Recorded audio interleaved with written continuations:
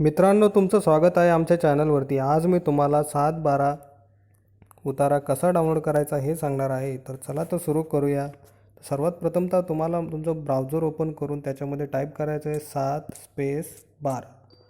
हे टाईप केल्यानंतर तुम्हाला सर्च करायचं आहे. सर्च केल्यानंतर तुम्हाला जी सर्वात पहिली जी लिंक येणार आहे त्याच्यावर क्लिक करायचं आहे.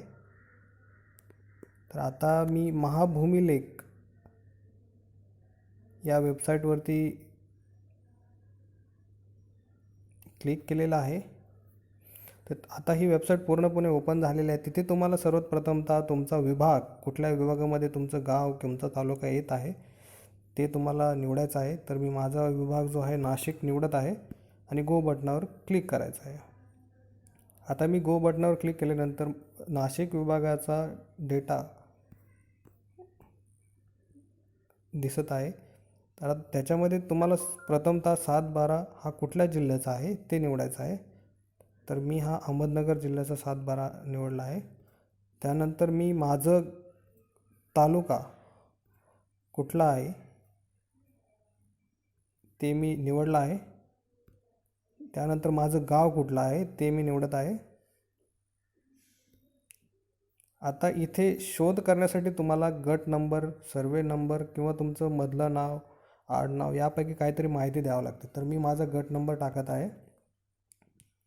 तर मी माझा गट नंबर टाकते 548. त्यानंतर या शोध या बटनावर मी क्लिक केला आहे. आता शोध या बटनावर क्लिक केल्यानंतर पुढची माहिती लोड होत आहे.